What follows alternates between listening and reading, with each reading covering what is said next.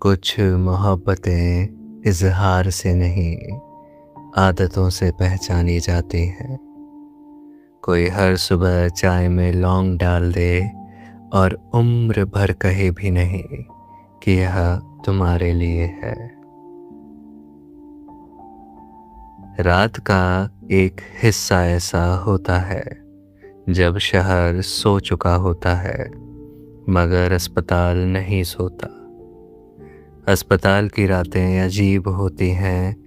यहाँ घड़ियाँ चलती रहती हैं, लिफ्ट ऊपर नीचे जाती है, नर्सिंग स्टेशन की ट्यूबलाइट अपने ही उजाले से थक जाती है, और किसी न किसी वार्ड में किसी न किसी की दुआ अभी भी जाग रही होती है।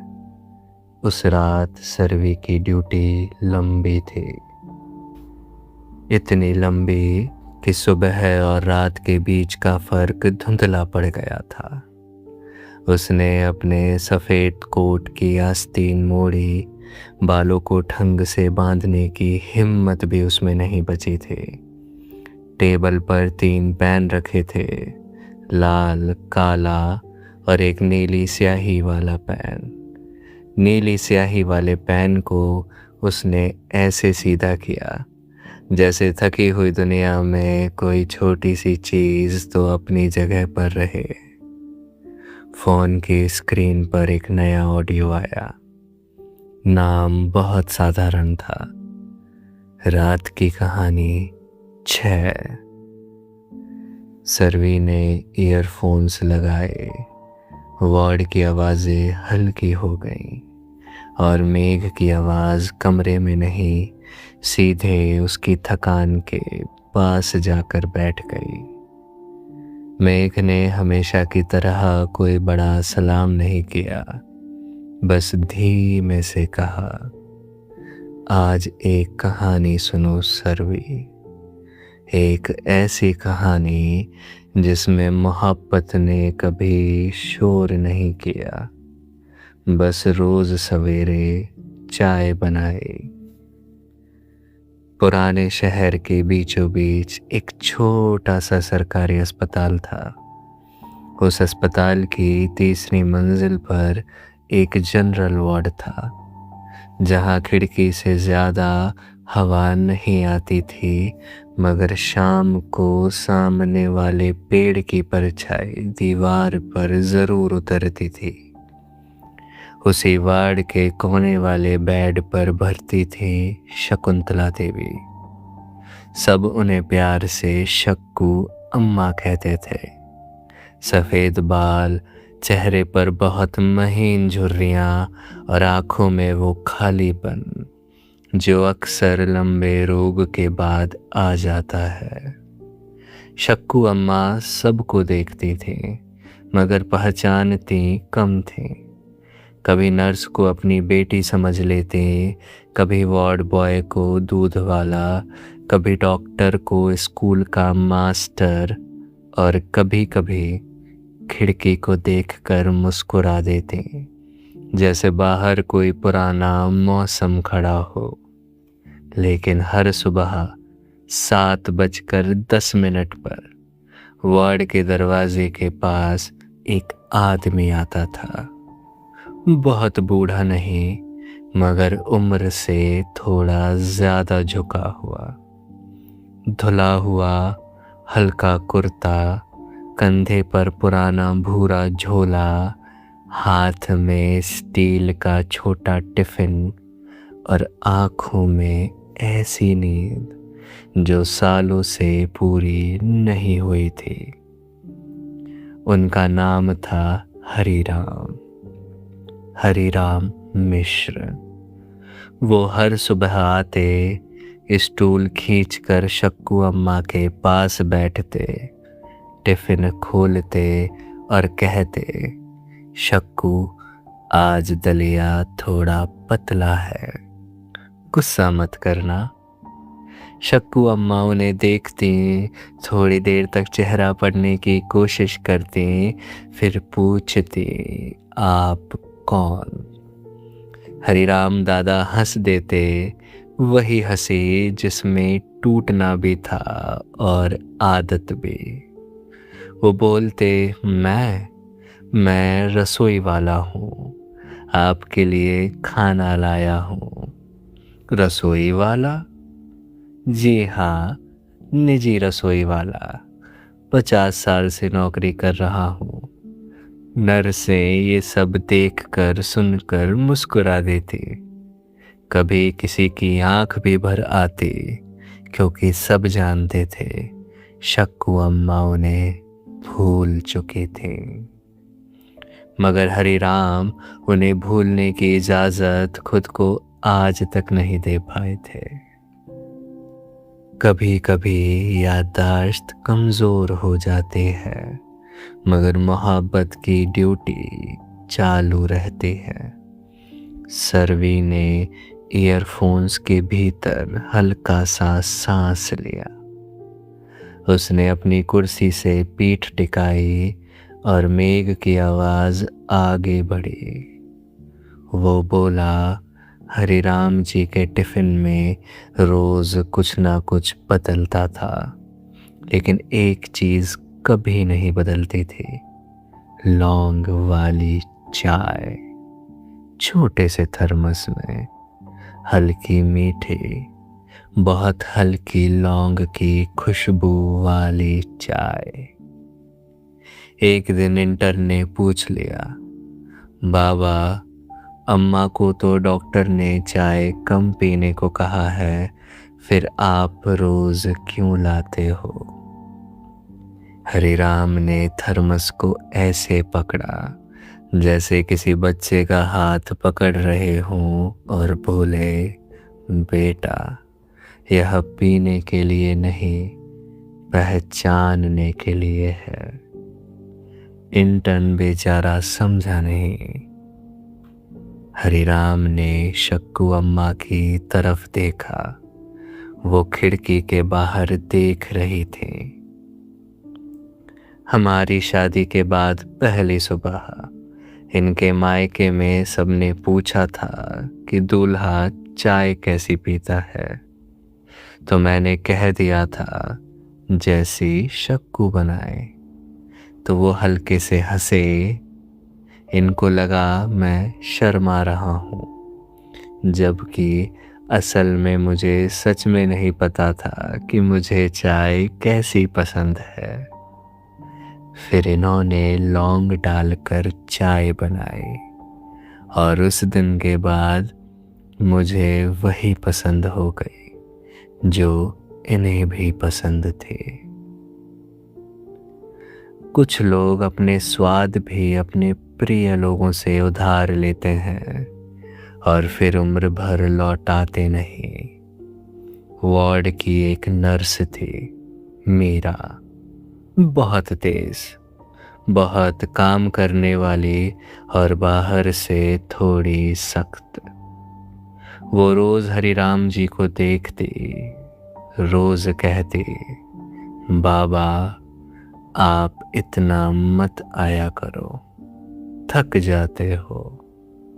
और हरिराम दत्ता रोज वही जवाब देते, बिटिया, घर में बैठकर ज्यादा थकता हूँ। एक सवेरे बहुत तेज बारिश हुई। सड़कें भरी हुई, ऑटो कम, अस्पताल के गेट पर कीचड़। मीरा ने सोचा आज बाबा नहीं आएंगे। 7 बजे, 7:05, 7:10। बेड नंबर 16 अब खाली सा लगने लगा। शक्कू अम्मा चुप थी, मगर बार बार दरवाजे की तरफ देख रही थी, जैसे याद नहीं था किसका इंतजार है, लेकिन इंतजार था। 7:22 पर दरवाजे पर वही भूरा झोला दिखा। हरिराम भीग गए थे। कुर्ते की बाहों से पानी टपक रहा था, लेकिन टिफिन सूखा था। क्योंकि उन्होंने उसे अपने सीने से चिपका कर रखा था। मेरा सिस्टर गुस्सा हो गई। बाबा, आप पागल हो क्या? इतनी बारिश में क्यों आए? दद्दा ने हंसकर कहा, अरे बिटिया, बारिश मेरे लिए थी, टिफिन के लिए थोड़े ना। उन्होंने थर्मस खोला। कमरे में लौंग वाली चाय की बहुत हल्की भाप उठी। शक्कू अम्मा ने पलट कर देखा।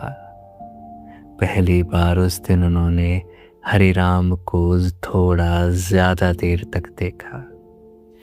फिर बहुत धीरे से पूछा, चाय तुमने बनाई? हरिराम दत्ता की अंगुलियां कांप गईं। वो बोले, हाँ शक्कू। लौंग डाली? तुम्हारे बिना चाय बनाना आता है क्या मुझे? वार्ड में कुछ पल के लिए सब शांत हो गए। शक्कू अम्मा फिर भूल गई। वो कप को देखकर बोली, आप कौन? हरिराम दद्दा ने जल्दी से आंखें पोंछी और मुस्कुराकर बोले, रसोई वाला। लेकिन उस दिन उनकी आवाज में रसोई कम, दुआ ज्यादा थी।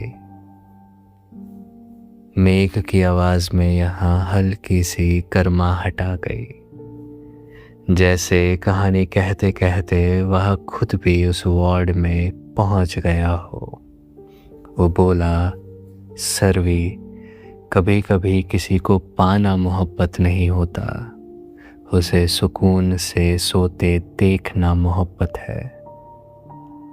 सर्वी ने अपनी आंखें झुका लीं। उसने टेबल पर रखी पानी की बोतल देखी। बोतल आधी भरी थी। किसी ने कुछ नहीं कहा था। फिर भी उसने ढक्कन खोला, 2 घूंट पानी पिया और कहानी आगे सुनने लगी। एक दिन अस्पताल में पुराने रिकॉर्ड्स की सफाई हो रही थी। कागज, फाइलें, पुरानी पर्चियां सब अलग अलग ढेरों में रखे जा रहे थे। मीरा नर्स को शक्कू अम्मा की पुरानी फाइल में एक छोटी डायरी मिली, बहुत छोटी सी, नीले कपड़े की जिल्द, कोनों से घिसी हुई। अंदर पहले पन्ने पर लिखा था, शक्कू के नाम। अगर कभी भूल जाओ तो यहाँ से पढ़ लेना। नीचे छोटे अक्षरों में, हरिराम। मीरा ने डायरी हरिराम दत्ता को दी। बाबा, यह आपकी है? दत्ता ने डायरी को देखा। उनकी आंखें अचानक किसी पुराने घर में लौट गई और बोले, हाँ। इसमें क्या है? हमारी उम्र का हिसाब। मीरा ने कहा, पढ़ोगे? हरिराम दत्ता पहले झिझके, फिर शक्कू अम्मा की तरफ देखा। वो सो रही थी। उन्होंने डायरी खोली। नीली स्याही से लिखे पन्ने थे। जगह जगह अक्षर कांपते हुए, कहीं तारीख साफ, कहीं धुंधले। पहला पन्ना, आज शक्कू को पहली बार देखा, रेलवे स्टेशन पर। वो अपने पिता के साथ थी। मैं डाकघर से चिट्ठियां लेकर लौट रहा था। उनका रुमाल गिरा। मैंने उठा कर दिया। उन्होंने शुक्रिया नहीं कहा, बस आंखों से कहा, और मुझे लगा कि कुछ बातें जुबान से कही जाएं तो छोटी हो जाती है। मीरा चुप हो गई। हरि राम पढ़ते गए। दूसरा पन्ना। आज शक्कू ने मुझे लौंग वाली चाय दी। मैंने पहली बार जाना कि चाय सिर्फ पत्ती और दूध से नहीं बनती, किसी के मन से भी बनती है। तीसरा पन्ना। आज हमारी पहली लड़ाई हुई। वो कहती है मैं चीज़ें भूल जाता हूँ, पर मैंने कहा हाँ, मगर तुम्हारी बात नहीं भूलता। उन्होंने नाराज होकर खिड़की बंद कर दी, फिर 5 मिनट बाद खुद खोल दी। शायद उन्हें भी हवा चाहिए थी और मुझे भी। वार्ड की सारी आवाज़ें जैसे धीमी पड़ गईं। डायरी में कोई महल नहीं था, कोई बड़ी प्रेम कहानी नहीं थी, बस छोटी छोटी बातें थी। एक दिन की सब्जी में नमक ज़्यादा, एक दिन की बारिश, एक दिन का बुखार, फिर एक दिन की हंसी, एक दिन का नया चश्मा और एक दिन की नाराज़गी, और बहुत सारे दिनों की लौंग वाली चाय। मेघ ने कहानी में आगे कहा, सच्ची मोहब्बत अक्सर घटनाओं में नहीं मिलती सर्वी, वो दिनचर्या में छुपी होती है। किसी के लिए दरवाज़ा खुला छोड़ देने में, किसी को सीट बेल्ट लगाने की हिदायत देने में, किसी की दवाई समय पर रखने में, किसी के गुस्से को बीमारी समझकर माफ़ कर देने में, और कभी कभी किसी को बार बार अपना परिचय देने में। उसी शाम वार्ड के बाहर चाय की छोटी दुकान पर रेडियो बज रहा था। जगजीत सिंह की वही पुरानी रूह।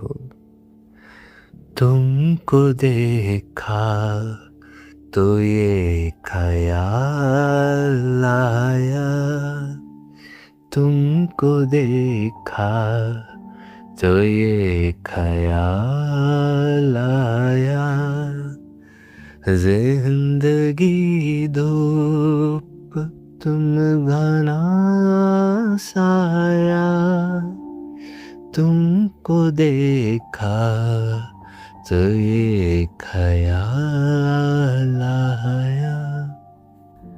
आज फिर दिल ने एक तमन्ना की, आज फिर दिल ने एक तमन्ना की, आज फिर दिल को हमने समझाया, जिंदगी धूप तुम घना साया, तुमको देखा तो ये ख्याल आया। बस इतना सा टुकड़ा हवा में आया, और फिर बारिश ने बाकी स्वर अपने अंदर रख लिए। हरिराम दत्ता ने चाय का कप हाथ में लिया और बहुत धीमे से अपनी तरफ से कहा, तुमको देखा तो ये ख्याल आया कि उम्र अगर लंबी हो तो उसे किसी के साथ बांटना चाहिए, और अगर याददाश्त छोटी पड़ जाए तो मोहब्बत को थोड़ा और बड़ा होना चाहिए। अगले दिन डॉक्टर ने बताया, शक्कू अम्मा की हालत स्थिर है, लेकिन दिमाग की भूलने वाली बीमारी अब वापस नहीं जाएगी। कुछ दिन अच्छे होंगे, कुछ दिन बहुत धुंधले। हरिराम ने सिर हिलाया। ठीक है डॉक्टर साहब। डॉक्टर ने कहा, आप समझ रहे हैं ना? हरिराम ने मुस्कुराकर कहा, पूरी तरह। फिर भी आप रोज आएंगे? डॉक्टर साहब, जब शादी हुई थी तब इन्होंने मेरा नाम सीखा था। अब बुढ़ापे में मैं इन्हें अपना नाम रोज सिखा दूंगा, हिसाब बराबर। डॉक्टर कुछ नहीं बोले, क्योंकि चिकित्सा विज्ञान के पास हर उत्तर नहीं होता। कभी कभी कुछ जवाब सिर्फ इंसानियत के पास होते हैं। उस शाम सिस्टर मीरा ने हरिराम जी से कहा, बाबा डायरी पूरी पढ़ दीजिए ना अम्मा को। हरिराम ने शक्कू अम्मा की तरफ देखा। वो आधी नींद में थी तो बोले, पता नहीं सुनेंगी या नहीं। मीरा बोली, मोहब्बत की आवाज़ को कान से थोड़ा कम, आदत से ज़्यादा सुना जाता है। हरिराम दत्ता मुस्कुराए और बोले, आजकल की लड़कियां भी अच्छी बातें बोल लेती हैं। मीरा ने हंसकर कहा, बाबा हम भी किसी की बेटियां हैं। हरिराम जी ने डायरी खोली, कुर्सी पास खींची और पढ़ना शुरू किया। शक्कू, आज हमारी शादी को 10 साल हुए। तुमने कहा कि मैं तुम्हारी तारीफ नहीं करता, तो आज लिख रहा हूँ, तुम अच्छी लगती हो। जब चावल धोते हुए बाल कान के पीछे करती हो, जब गुस्से में मेरी तरफ देखती नहीं, जब पूजा के बाद मेरे माथे पर भी वही चंदन लगा देती हो जो खुद लगाती हो, जब मेरे पुराने जूते फेंकने से पहले पूछती हो, और जब सोते सोते भी कहती हो, दरवाजा बंद कर दिया। दद्दा की आवाज रुक गई। उन्होंने पानी पिया, फिर पढ़ा, शक्कू, अगर कभी ऐसा समय आए कि तुम्हें मेरा नाम याद ना रहे तो कोई बात नहीं।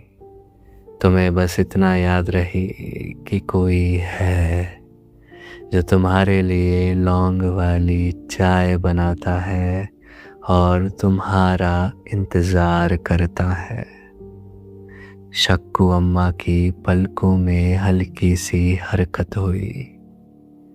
सबने देखा, मगर किसी ने आवाज नहीं की। दद्दा आगे पढ़ते रहे, तुम्हारे बिना घर अब घर नहीं लगेगा, लेकिन अगर तुम घर को भूल भी जाओ तो मैं तुम्हारे पास बैठकर घर बना लूंगा। शक्कू अम्मा ने बहुत धीरे से आंखें खोली।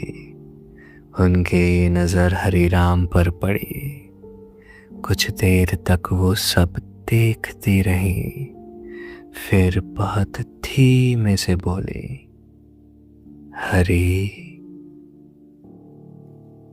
हरिराम जैसे पत्थर हो गए। मीरा की आंखों में पानी आ गया। शक्कू, तुम भीग गए थे उस दिन। हरिराम ने हंसने की कोशिश की, मगर हंसी आवाज बनने से पहले ही रो पड़ी। हाँ, बारिश थी, टिफिन बचा लिया था। हाँ, चाय में लौंग डाली थी। हाँ शक्कू, अम्मा ने बहुत मुश्किल से हाथ बढ़ाया। हरिराम ने तुरंत अपना हाथ उनके हाथ के नीचे रख दिया, जैसे जमीन आसमान को गिरने से बचा रही हो। तुम खाना खा लेना, बस इतना। फिर उनकी आंखें थक गईं, वो सो गईं। मगर दत्ता उस एक वाक्य को ऐसे पकड़ कर बैठे रहे जैसे किसी ने उन्हें पूरी उम्र वापस दे दी हो। तुम खाना खा लेना। कभी कभी प्रेम का सबसे बड़ा वाक्य यही होता है, तुम खाना खा लेना, पानी पी लेना, प्लीज दवाई ले लेना, सुरक्षित पहुंच जाना, समय से सो जाना। इन छोटे वाक्यों में ही तो बड़े बड़े इजहार छुपे रहते हैं। मेघ की आवाज यहाँ थोड़ी देर के लिए रुक गई। सर्वी को लगा शायद रिकॉर्डिंग खत्म हो गई, लेकिन फिर उसकी आवाज आई। वो बोला, सर्वी, मुझे उस दिन समझ आया कि मोहब्बत हमेशा किसी को पा लेने की कहानी नहीं होती।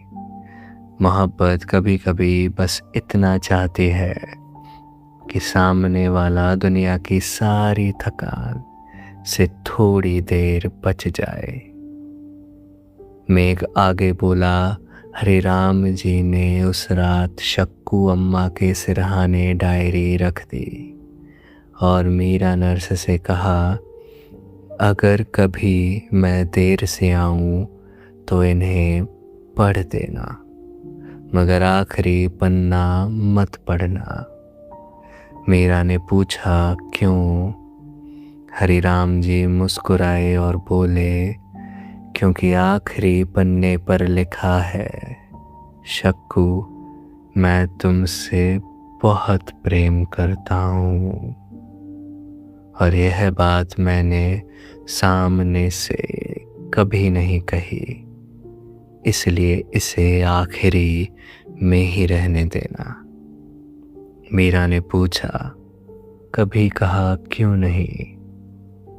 हरिराम जी ने बहुत सहजता से कहा तो रोज, बस लफ्ज अलग थे। कौन से?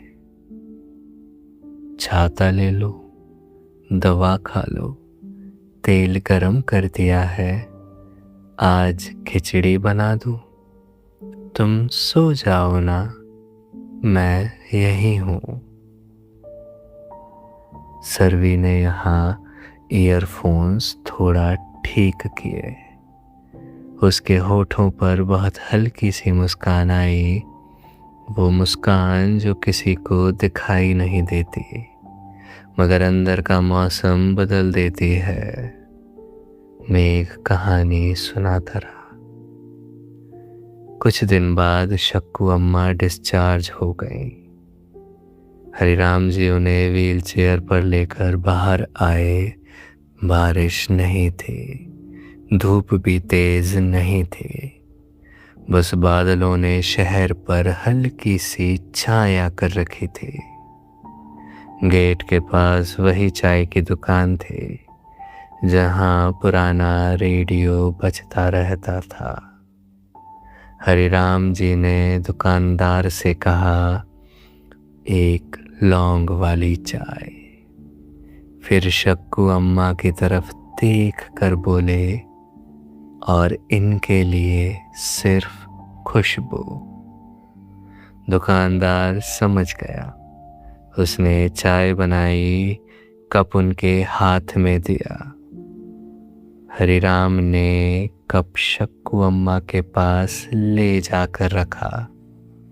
भाप उनके चेहरे से छूकर गुजरी। शक्कू अम्मा ने आंखें बंद कर लीं और कहा, घर? हरिराम जी झुक कर बोले, हाँ, घर चलेंगे। अम्मा बोली, तुम हो? दत्ता बोले, हाँ, मैं हूँ।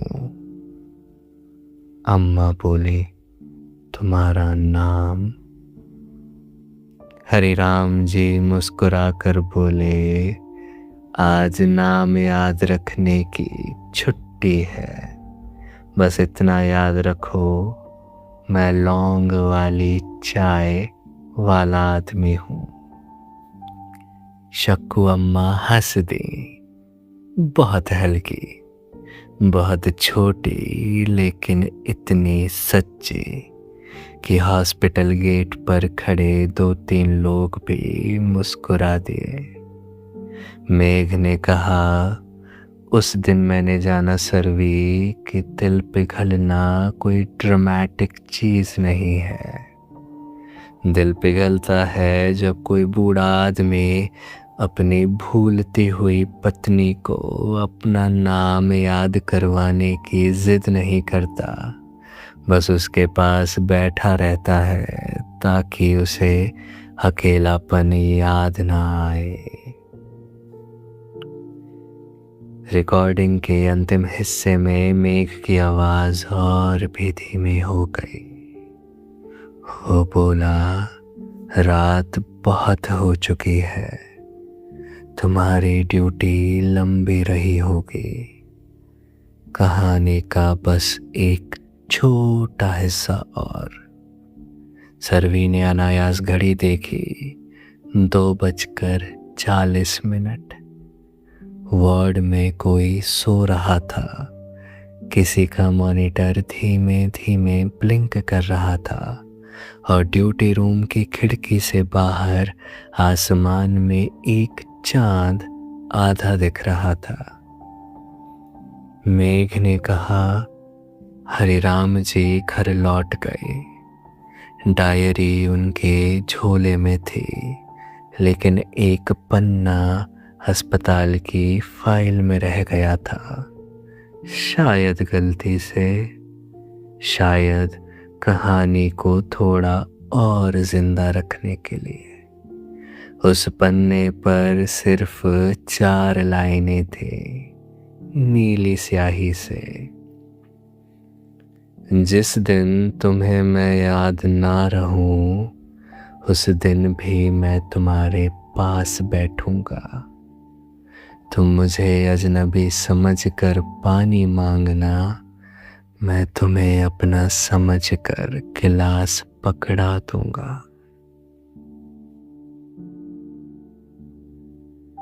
सरवी ने यह सुना और अपनी उंगलियों से नीली स्याही वाले पेन को छुआ। कुछ कहानियां सुनकर हम रोते नहीं, बस हमारे अंदर कोई कठोर चीज नरम हो जाती है।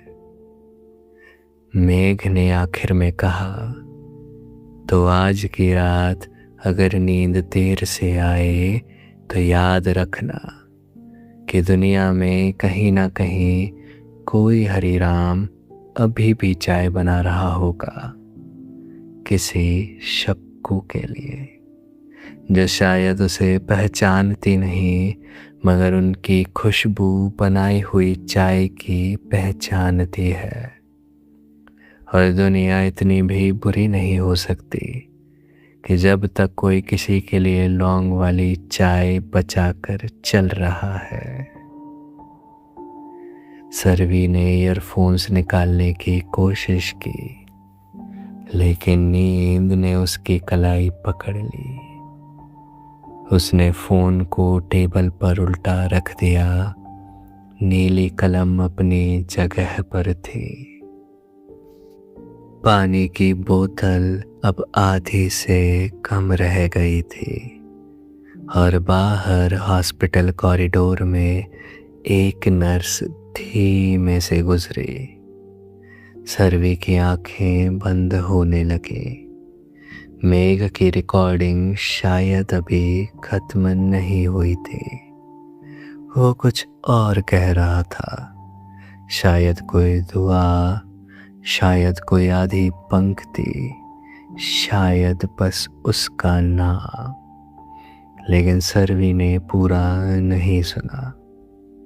नींद ने उसे कहानी से पहले पा लिया, और यह अच्छी बात थी, क्योंकि कुछ कहानियों का मकसद पूरा सुनाया जाना नहीं, किसी को सुला देना होता है।